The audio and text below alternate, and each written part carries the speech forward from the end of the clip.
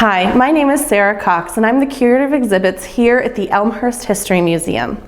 I'm here to introduce you to our latest exhibit, Acre by Acre, Our Farming Heritage. In this exhibit, we look at our thriving community that existed before 1950. During this time, we were a farming community before we were a suburb. In the exhibit, we look at the people who came to the area and settled here to help create our agricultural legacy.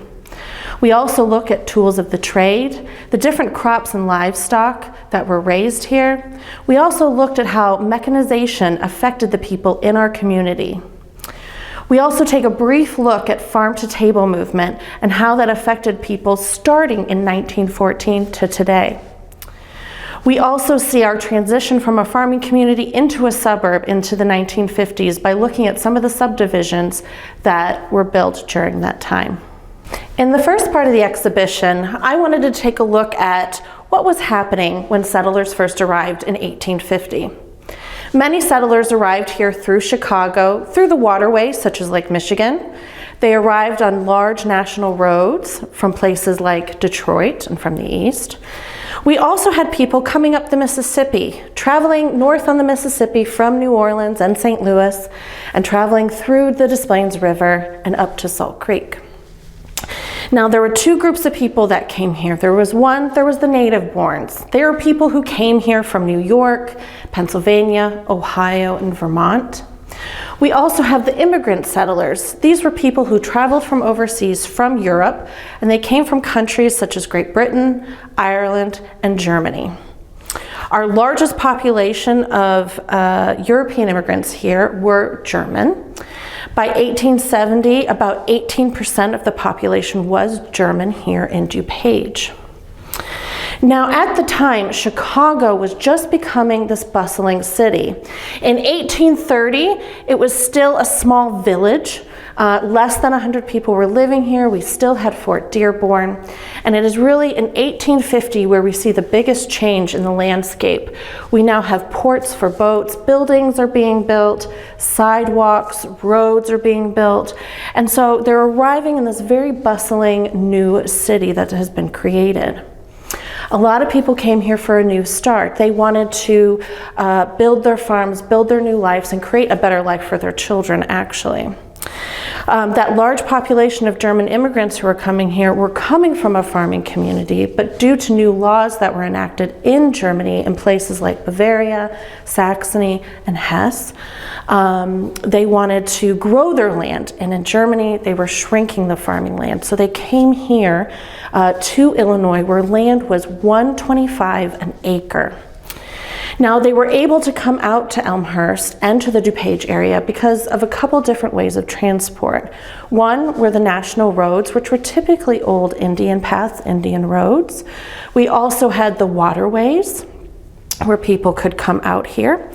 We were also on the rail line as well, so people could take the train from Chicago out to Elmhurst, out to DuPage. Now, Elmhurst at the time was still very small. We had a few businesses established, such as Bingham Tavern. We also had Hill Cottage. And then you also had a number of kind of these first families here who were the first ones to start their farms. And we'll learn more about those in our farming family section. Now, one thing that's important to realize is why was this such a great farming community? Now, farming started way before the Europeans started to arrive at the beginning of the 19th century. It actually started over 10,000 years ago with the Native Americans who used to live here. Now, they came to the community, I should say, because we had 4 seasons. And those seasons were dry winters, and we also had nice humid summers. We had ample rainfall, and those 4 seasons meant that we could grow all different things during those seasons. And because they were a traveling group of people, they traveled with the hunting season, they could grow different things in different areas. But even before the Native Americans came here, the soil was ripe and ready for farming. Because of the glacial melt, that allowed the soil to retain a lot of nutrients and minerals that were key to making this a rich farming community. It also made the soil well drained, so when we did have that ample rainfall, it was able to drain away and not stay stagnant in the middle of the field. Now we have some early artifacts here from some of the communities that were here in Elmhurst. We have a few pieces from our collection of some early baskets, which they would collect the items from their farms. Also an example of the early form of corn that was grown. That was kind of the well-known piece of produce that they were growing at the time. We also have an example image here with this piece of artwork of how they used to farm. Unlike we know today as farming in acres, they kind of farmed in a circle, which was very interesting as well. As more people came here to start building their farms and buying land, more businesses started to be developed here. They were going to need places like a blacksmith. Blacksmiths were known for making tools for the farm. They were also known for making equipment for the horses, which was very important.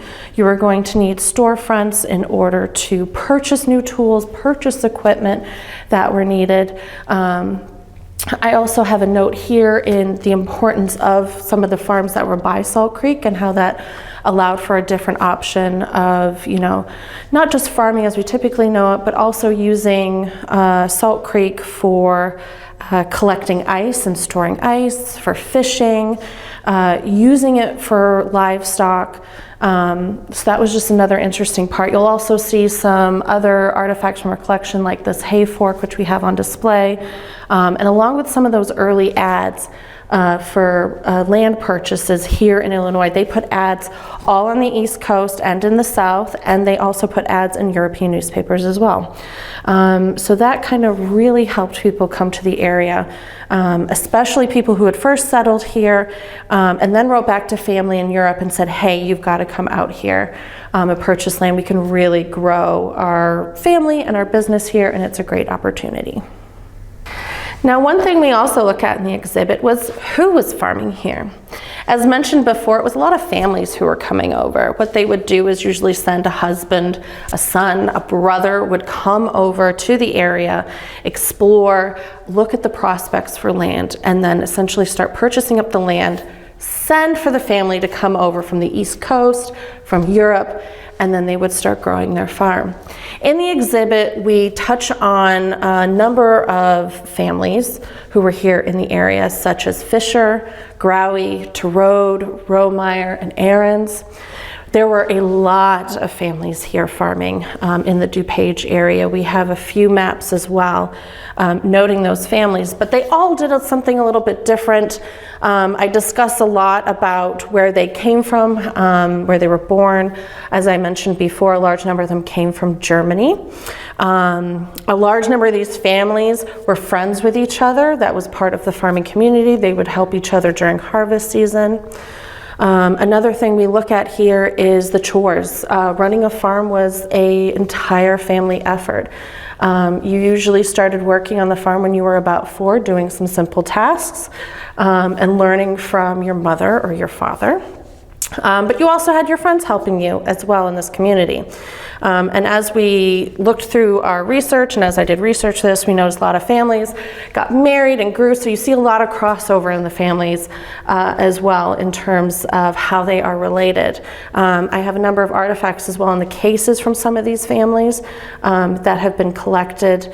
So I recommend that you come see them and come look at all the different families and the different things that they did here in the Elmhurst and DuPage area. The other thing we look at is what were they growing here? What were they raising here? We talked about the farming families. They've come here, they've established their farms. So now what? Now where do they start? So the first thing they typically did was it was almost done in stages how they built their farm. And it was done, the first thing they did obviously was prepare their fields, and the first crop they typically grew was corn. Corn was very easy to grow here in the area. The farmers would test different hybrids, and once they knew the variety of corn that they wished to grow, that's when they started bringing on different types of produce. The most popular here in the area of Elmhurst and surrounding DuPage was grains, in particular wheat and oats. In Elmhurst it was oats, was the #1 product that they were growing. But from there, once they knew that they could grow corn, they could grow grains, that meant that they could feed their families and they could feed potential livestock. So then they started buying livestock. Typical livestock, aside from horses, was typically cows, chickens, ducks, sheep, goats. Here in the area, cows were a very, very popular piece of livestock to own, especially dairy cows. We did have local dairies here, but our access to places like the Chicago stockyards, also the St. Louis stockyards, meant that we could purchase, sell, and also sometimes house livestock. So we had access to that, especially through the train system. We also had some unique things that people grew here. One in particular, one of the early settlers here was John R. Case. His home was known as Cherry Farm. He planted over 200 Richmond cherry trees in the area, typically selling them for about $10 to $12 a bushel. So that's how the house got its name, but also how that subdivision got its name as well. A large number of families had apple orchards. They grew very unique varieties of apples, ones that we're not very familiar with today, which are more common, such as if you think of a Golden Delicious, that didn't come around until the 1920s. But they were growing apples such as the Golden Russet, or at the picture here of the Newton Pippin apple. And in the photos you can see the children taking part in some of the simple chores around the farm, especially feeding chickens. That was kind of an easy one for them to do. Picking apples with all their friends. You'll notice all the last names of the women in that photo are all from farming families and all helping each other. We do have a section in here, we have a nice interactive where people get to lift milk buckets and get to experience what it was like imagining picking up that milk bucket 50 times a day, twice a day, as one of the simple chores that were done by children and adults. The next section we have here in the exhibit are tools of the trade. There were a number of tools, from hand tools to large pieces of equipment that were used on the farm. Early tools were typically made of iron and wood. They were made, as I mentioned earlier, by our local blacksmiths here in the area.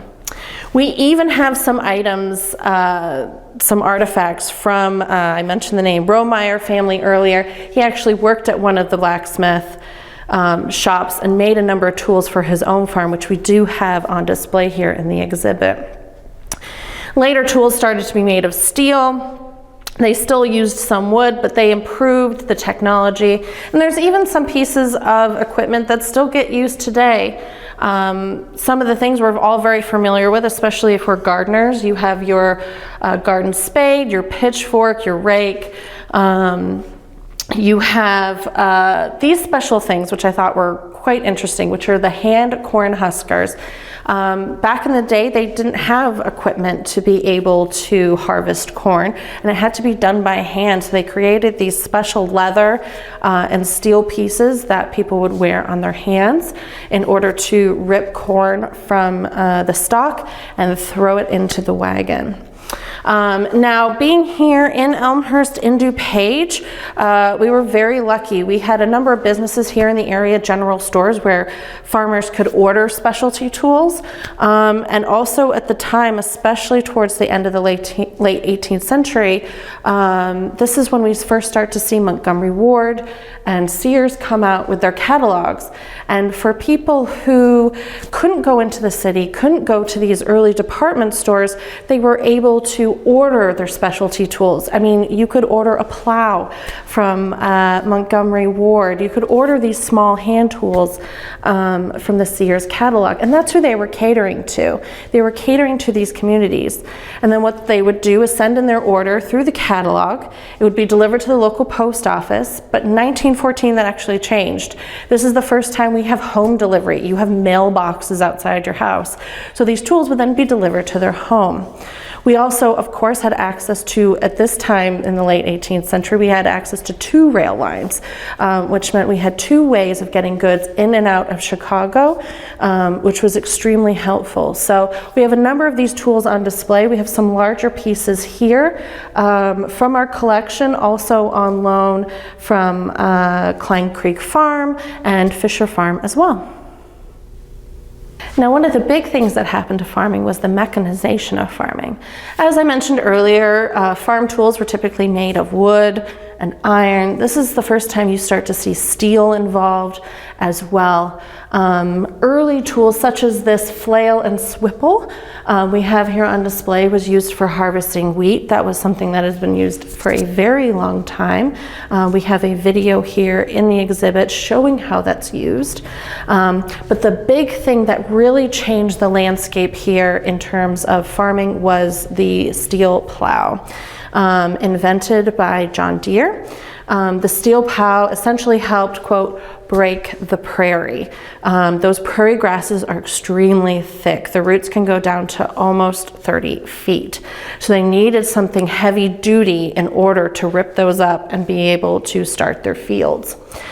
So we discuss a number of different types of plows that existed at the time. They were usually run by horses or ox. You'll see a number of what I call horse yokes throughout the exhibit. Those are what those horses would be wearing while they were pulling the plows through the field. Now, this really all changes with the introduction of steam power. You now have steam engines being able to run a different type of plow, but of course the big change was the invention of the tractor. The tractor, whether it was motorized with diesel or regular fuel, allowed farmers to farm quickly, to do a lot more over a certain number of time, and it required less manpower. And inventions like these came from very familiar names we know today: John Deere, Ford, Deering and McCormick. These companies, aside from Ford, all got their start here in Illinois. John Deere started out in Moline. He had a factory and office in Chicago. McCormick, obviously with the McCormick Reaper, he eventually got into tractors as well. He paired up with Deering. Eventually they all become International Harvester later, and that becomes a whole new brand of tractors as well. But it really helped make the farming process more productive and really revolutionize the farming landscape. And it really paved the way for modern agricultural practices. In terms of artifacts here as well, we have a little examples of some of those early tractors, the Farmall and the Fordson. An early example of an engine that would be used if it needed to be used separate from the tool. We also have some owner manuals, but I also have some videos, because obviously we can't have the big equipment here in the gallery, but I have some example videos on our touchscreen interactive of how some of these pieces of equipment worked on the farm, so people can visually see that as well. Another section of our exhibit is the farm-to-table movement. One of the things we really wanted to explore was teaching kids today that their fish fingers or their chicken nuggets don't just come from the grocery store. They actually start off at a farm. So in this, we tell the story of the farm-to-table movement, which actually started in 1914 under Woodrow Wilson as president. This was an early program where farmers could put an ad in a newspaper. People could put in an order for what was called a produce box, and they would get a mix of different produce from the farmer. And they could go have that hand delivered to their house, because at this time, this is when home delivery of the mail started. So that was kind of the early farm-to-table movement. It was even advertised as so.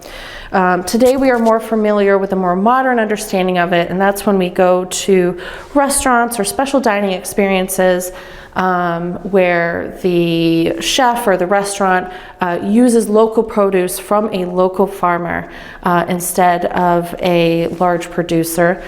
We also understand it too as going to a farmer's market and purchasing our goods directly from the farmer, bringing it home and making our meals and snacks. Now in the exhibit, because we were trying to aim the message towards children, we have a large number of interactives here, especially our little farmers market here. We are getting into farmers market season starting in June, and so we wanted kids to be able to experience the different produce you could buy. All the little toys are examples of things that grow here in Illinois. We also have our From the Illinois Farm to Table spinning interactive, finding out what produce leads to everyday goods. And then one kind of everybody's favorite is the Farm to Pizza. Pizza is a great example where all the ingredients start off as a farm, and you can spin the pizza to see the different ingredients and also learn a couple pizza facts. In the last section of our exhibit, we talk about the 1950s. And the reason I wanted to end on the 1950s is because we really see a decline in the number of farms in the area.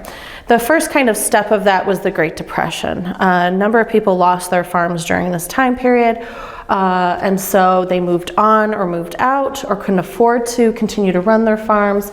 A lot of the younger men moved to the city to find work. And then you also have, in 1945, you have the aftermath of World War II. At this time, there's an economic boom in the United States, especially in Chicago. A large number of manufacturing jobs have opened up. You have soldiers coming back who have access to the GI Bill, which was a way to help them get schooling that was funded by the government. Also, being able to take out loans for new homes. Many of the new home buyers at this time were soldiers, men and women who were coming back from war, getting married, having kids, and they needed a house. And because Chicago was really starting to grow, they started to come out here to what is known as the suburbs. You also see the number of residents also increasing during this time, especially between 1920 and 1950. Elmhurst is a great example of that growth. We experienced a large population boom during that time. Most of the farmers sold to developers who were creating these new suburbs, suburban development subdivisions such as Brynhaven, Emery Manor. And then you also have people who kind of held out. We have our picture of the Lucenhop farm, kind of showing what the farm looked like before it was bulldozed and then after it was bulldozed to make way for the Country Club Highland subdivision. You have a lot of farms that the ones who were hanging on and surviving during that time were consolidating all their land. Smaller farms sold their land off. So you have less farms, but the farms that are still around, the number of acres that they owned greatly increased. The 1920 farm typically had about 82 acres. By 1960, they had about 356 acres on average. Today, we understand the Illinois farms are mostly around central Illinois, which is known as the Corn Belt, which has been known for a long time. That's where you're going to see the large number of farms today. And that's how, we wanted to show the audience that's kind of the beginning of what we see our community really changed into what we know as a suburb or a bedroom community.